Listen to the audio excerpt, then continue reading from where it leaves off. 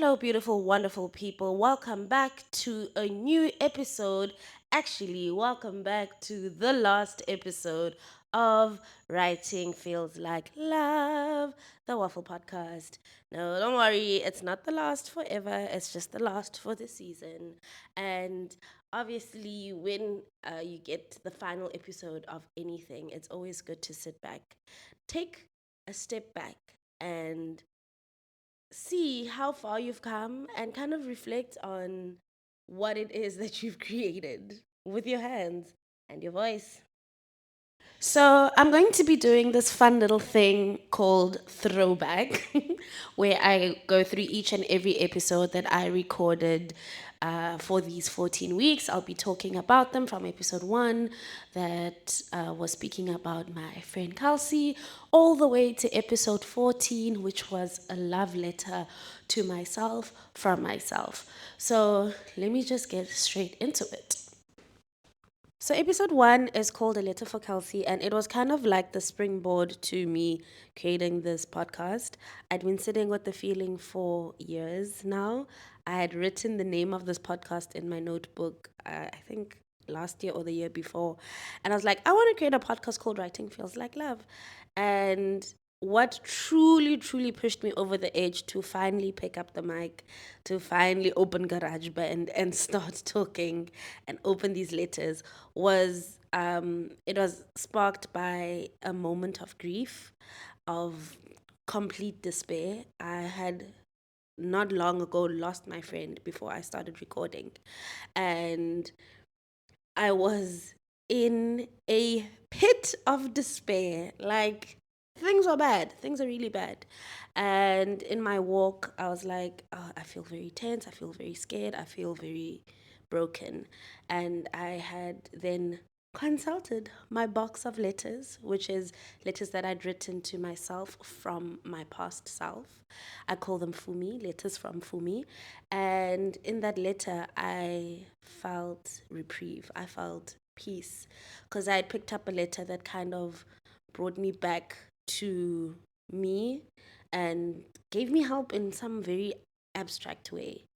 And in my walk and from this letter, I was reminded that not so many years ago, my first podcast was pushed by my friend. Like, I had recorded it, I'd had good episodes. She was an avid listener, and she had said, "Why was I not continuing?" And I was like, "I'm not sad anymore." So I don't really have a need to like talk about sad stuff, which is what the subject matter was. It was deep pain from my teenage years. And so her love in that moment drove me to embrace it again and restart, even again through the pain and the pain that I was in, which was losing her. And yeah, that episode was my come to God moment.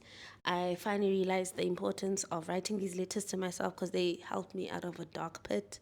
I felt the love of my friend from wherever she is, and yeah, it got me to start. And so that was the birth of episode one. It was my first brave move, and I've kind of carried it within me ever since. And on top of that, to just put the cherry on top, when I was promoting this episode, I had promoted it on Instagram and WhatsApp, and a friend of mine had listened. I had sent it to him, and his comment still like warms my heart because it kind of feels like another full circle moment. Um, it had said that first comment had said, "Man had me chopping onions." Also, because we haven't had our deep chats in a very long time, and now you're so far away. But I'm so happy I can now just listen. And this comment came from my friend Romeo Manelli, or as I call him, Lily Lindiso. And the reason why it feels like a full circle moment was because him, Kelsey, me, and our other friend Ashik, we were like a group. We were like close homies. And I don't know, in some strange way, it felt like that message came from him and it came from her. I don't know. It just felt nice to have him see this little, podcast that I'd put together, this episode that I put together, and to recognize our friendship from that. Got me chopping onions, man. Got me chopping onions. And that's when I kind of felt the purpose of that podcast, where it's a bridge for me to connect with my loved ones. Because I may not always be online, I may not always be able to chat or to give a debrief on life or just have a normal DMCs because life and because of distance. So this medium had had become a bridge for me to stay connected with my friends and family. So that was a very emotional first episode, and I'm so glad I was brave enough to press record for 14 weeks straight now. Still crazy, still crazy. Okay, cool. So that was episode one, A Letter for Kelsey. After that, I have 13 episodes. I'm just going to name them one by one because actually, I'm just going to name each of them and have a small story on why I named it that. For people who haven't had the chance to listen, this is just going to be like promo for all the other episodes so that by the time season two comes, you have kind of caught up on what kind of vibe we have here in this cozy podcast. So, episode two is called A Letter for My Parents. And in that episode, I explored the relationship that I had with my father and the relationship I have with my mother, and how I have completely humanized them as people, where they are still my parental figures. They'll always be that parental figure, guidance person, but I also recognize that they are people as well. So they're also learning, they're also making mistakes. As much as you want them to have grace with you, you should also have grace with them and be patient. So that letter was just kind of unpacking that. Um, just my relationship with my parents. I think my mom is actually actively on my podcast now. She listens to every episode. She drops comments. I love her so much. I love her so much. And sometimes I'm like, girl, these are conversations that I have with myself and an audience that I do not know. So to have you on the other side of this is a little bit like, oh my gosh, you're listening to my deep talk, or you're just listening to my inner thoughts. But it's fine. I think, again, if episode two is anything to go by, the fact that my mother is open to having these conversations and listening to these episodes, it shows that she actually wants to recognize me as a person as well versus only as her little baby. So, you go, mommy. I'm glad you're on here. And yeah, this is a shout out to you. And I love the person that you are. Cool. The next episode, episode three, was called A Letter to Purpose. And that was my fight or flight reaction that I have to advertising. I didn't dream of advertising as a child. I've always wanted to be a writer. In grade seven, I came as a journalist for Career Day. One, because the journalists don't have a uniform, so it's easy to dress up as a journalist. And two, I always admired how, like, in the know they are and how they speak to people, how they interview people, how they can get someone to honestly open up and reveal either the fact that they murdered someone or like make someone see a different side of this person. So the journalist that I loved and looked up to was Deborah Patta. She isn't an entertainer journalist as I thought. She's actually a proper investigative journalist. She had a TV show on SABC3 called Third Degree. Was it SABC3? Wait, maybe it was ETV. Yeah, maybe it was ETV. Actually, yeah, I think it was ETV. She had a TV show called Third Degree where she was basically giving people the third degree and she was like interviewing them. Oh, I loved that so much. I loved the way that she interviewed people, how she was a little bit condescending sometimes, but she kind of poked at the person, like pressured the person to reveal themselves, which, in hindsight maybe was not that great, but it made for great television and it was extremely insightful. So yeah, all my life I've always wanted to be a writer. So advertising wasn't really part of that dream until high school. Not even part of the dream. It wasn't even part of the plan. I had no plan. I was like, in grade 11, I discovered that I want to take writing seriously. I want to become a formal writer because I was going towards the direction of marine biology or food technology. So I was in like the sciencey space, but I knew that was not where my heart was. So in grade 11 slash 12, I did a whole psychology thing. They tested my, they did that personality test and they gave me an IQ test. And through that, it showed, oh, okay, you are meant to be a writer, even though I knew deep, deep down. And I was like, okay, if these papers, these science people take my writing that seriously and they can quantify, maybe this isn't just a pipe dream or something that I used to love as a 13-year-old or something that I used to do as a 5-year-old. Like, maybe it's legit. So I was like, okay, writing is my direction. I'm going to go into journalism.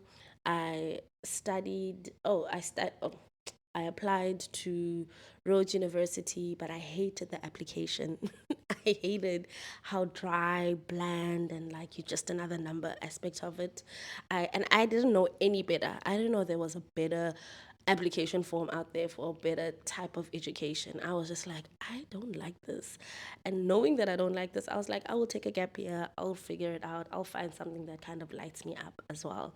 And then, sure enough, the following year, I discovered advertising. Actually, I was told advertising by my uncle. I didn't know what it was. He said, hey, there's this thing called copywriting. I was like, oh, I write ads. So they're going to give me an ad and I write about it? Okay, cool. I'm down for that. And then I got into advertising. But since then, because it wasn't like the core of my dream, it was kind of like a byproduct of it because I'm still writing. Not to say that advertising sucks. Advertising is amazing in terms of the opportunities that it brings you, the kind of stuff that you got to do, how you think. That's what advertising did for me. It didn't teach me how to write, it taught me how to think. But again, I've always had this push pull relationship with it where I feel like I want to love you fully, but I just can't because I know there's something bigger, deeper out there for me. And it's just been that for the past 7.5, 8 years since I've been in this industry. So I speak about that. I speak about my purpose, but I think I spoke about it more from an advertising perspective, and how it was more from a positive aspect. Um, no. Sorry, that's episode 3 is about my purpose, and then episode 4 is my perspective from an advertising girl, which is me. So that one again, it tackles the same issues, or at least the same conflict, inner conflict that I had in episode 3, but it's much more in the perspective of my day to day job and how it felt really good, to be honest. It has really, really, really good moments and really, really, really like, I don't know why I'm here moments. But yeah, that was just my perspective. I think that one particularly was, um, it was more positive than it was conflicted. Okay, then episode 5 is called A Letter to the Lonely Crybaby.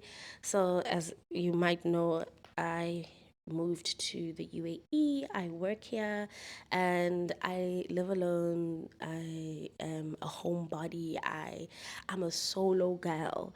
But in this particular time, I hated being a solo girl. My solitude is like it's the best thing ever, but on that day it was the worst thing ever. I was sick. I just got pricked by a needle. The lady couldn't find my vein. I cried and it felt so good to cry. It felt so good to accept that this doesn't feel good. I don't have to put on a brave face. I'm sad. I'm a baby. Please take me home. I actually went home not too long after that um, instance, but I was just done. I was done with the year. I was done with this place. I was just like, but it was more cathartic than it was sad. So that was good. Episode 6 is called A Love Letter to Self. Oh, this one is my favorite. This one is my favorite. So, I mean, I think it's pretty self explanatory what it is about. I released this episode like on Valentine's weekend, and the Friday or Thursday before, I had a Galentine's dinner with my friends, and I felt so loved. And in this episode, I kind of like was just in that high and the spirit of just overall love, and I just wanted to give love to myself, which is a complete contrast to the Lonely Crybaby, because this was more on a celebratory. It's so funny. It was literally following that episode. This one was more of a celebratory for my love and kind of getting my manifestations out there and just express how thankful I am for this life that I have. Cool. The next episode was called A Letter About Taking Yourself Seriously. Um, Doing this podcast is one of the ways that I'm doing that. Just essentially, don't count yourself out. You are worth the sacrifice that you give. You are worth the consistency. You're worth it, basically. You're worth it. And then episode 8 was called A Letter to Inspiration. And this was kind of born from a eureka moment that I had about a piece of writing that I was working on. And that feeling was visceral. It was so potent that I was like, oh my God, I finally get it. I finally get why people love creativity. Like for me, creativity is like more of a way of life. It's like a constant being, a constant mode of being. But when I had that a eureka moment, not the eureka moment, a aha moment, it felt like I just snorted coke or I just injected myself with heroin because everything became so clear and I was like, this is why they do it. This is why people are creative, because when they get it, when the dominoes align, oh my gosh. So yeah, that was related to that moment in episode format. And then after that, I have a letter to survival mode. What was a letter to survival mode about? Oh yeah. So a letter to survival. Okay, let me actually read because I write little descriptions for each episode. Let me read it. In hindsight, I'd say this letter is dedicated to being present. Trauma and negativity have such a selfish effect of consuming your entire being until it becomes the only thing you see, even when there are things to be thankful for. 2024 saw me in complete survival mode, which led to time blindness, causing me to postpone tending to myself and not realize how much time I had lost, which is crazy. This is a letter that allows me to talk about it now that I've made it to the other side. It's a letter to remind myself that there will always be another side. Oh, oh, little girl. Poor baby. Yeah, so that episode was actually it was about how much time that I lost that I didn't realize that I lost when I was going through a traumatic year last year in 2024. And it was horrible. It was horrible. And it was kind of my reflection on that time where it just felt like one long day versus a year that had peaks, that had explorations. It was just like, oh, it can't get any worse than this. And then, it gets worse. It got way worse every single time. I thought it couldn't get worse than that. Um, so yeah, so it's more of like reflection on that time and how I made it to the other side. So Yeah. Episode 10 is A Letter to Anxiety. Again, just like the Eureka moment, this was a live anxiety attack. And I had called my friend. She spoke me through it, and I regained myself again. But this episode is kind of the aftermath of it, of just having an anxiety attack on feeling you're not good enough, and then reflecting literally not too long after that. And then episode 11 is called A Letter to Black Art. This is the infamous episode that I recorded while drunk. And this episode for me felt really controversial. I know, like, not many people have listened to it, but it was controversial because I speak about the Cape Town versus Johannesburg creativity aspect. I grew up in Cape Town. I have friends from Johannesburg. Oh, Gauteng. I like to say Johannesburg as if the whole province is called Johannesburg. No, I have friends in Gauteng, so that's Pretoria and Johannesburg. And just comparing how they approach creativity and art versus how people from Cape Town, from what I've noticed, how they approach art. And it's not art, always art in like the fine art, painting, sculpture, whatever sense. It's also like in fashion. I think I spoke particularly in fashion and how that translates. So that was my controversial episode because uh, it, it, it also took a turn. It also became more about our origin story that leads to the art and my origin story, and my country and my love for my blackness. So it was a mix bag of all of those things. And yeah, I really liked it. I'm glad that I published it and I didn't just leave it in my drafts. Okay, so episode 12 is called A Letter to Being Foreign. And this was for my uh, solo trip or solo vacation that I took to Sri Lanka. Actually, this episode is a reflection on my first solo trips. So, Sri Lanka and Georgia, and how different they were from each other, and how it felt like being ostracized, not ostracized, let me not lie, how it felt like being foreign because I have grown up in the same place my whole life. A lot of the people around me are reflected, I reflect the people around me. So you never stand out in that sense. You quite literally are part of the people. But when I traveled for the first times, I felt like I was like standing out in a not so good way, but also in an enlightening way. So I just explore that. I just I just explored how it felt like being foreign while it was my first time being foreign, the goodness and the uncomfortability within that. And then the second last episode is about alter egos and how I've seen on social media that the advice for people to become a better version of themselves is to leave themselves and embody someone else, someone they respect, traits that they would love to have. So they need to kind of create an alter ego of themselves as that person in order to bring them closer to who they are.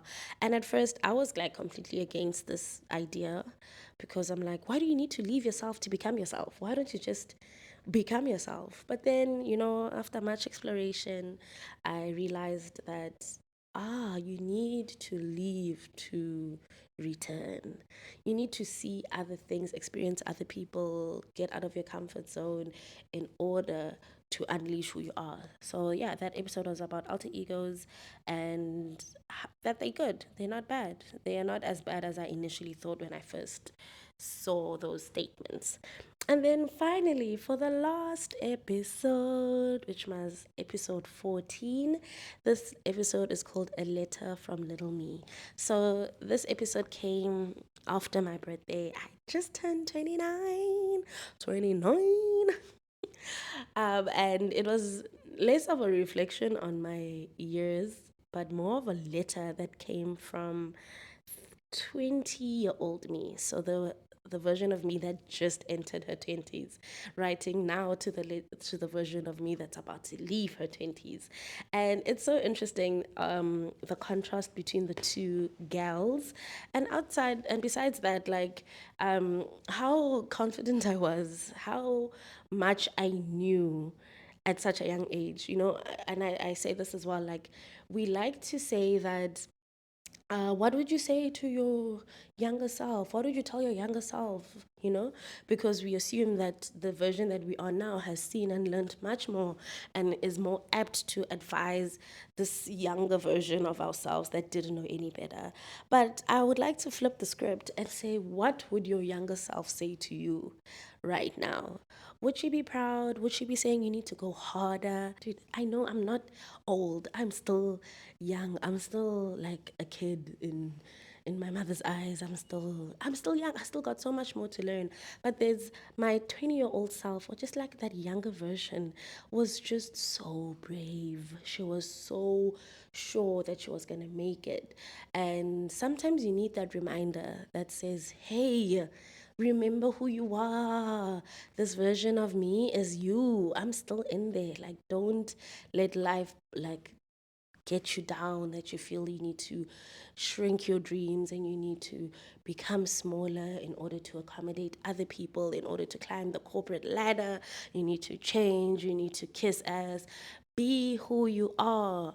And I really, really loved this letter from 20-year-old me saying that, you know, you love yourself with urgency. Yeah, I remember I added a quote in there from Upile Chisala, which said, love yourself with urgency today, today, today. And I also read a letter in that episode from my friend as well.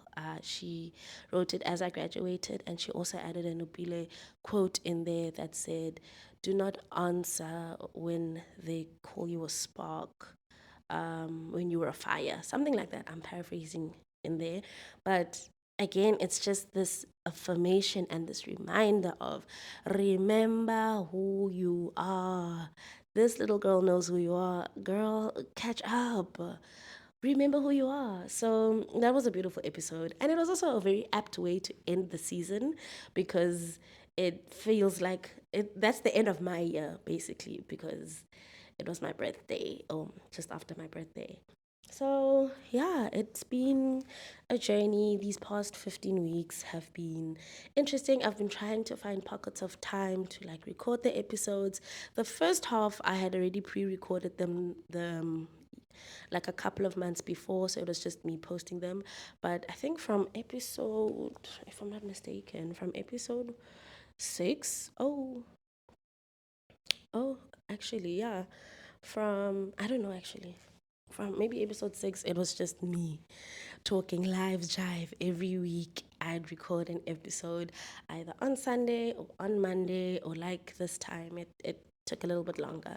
But yeah, I've been consistently doing this thing and I'm super proud. And I'd love to just add this as a reminder to myself, to this future version that I'll meet in the next episodes and the future seasons, that you did that thing, girl. And whatever we've started here, we are taking it all the way.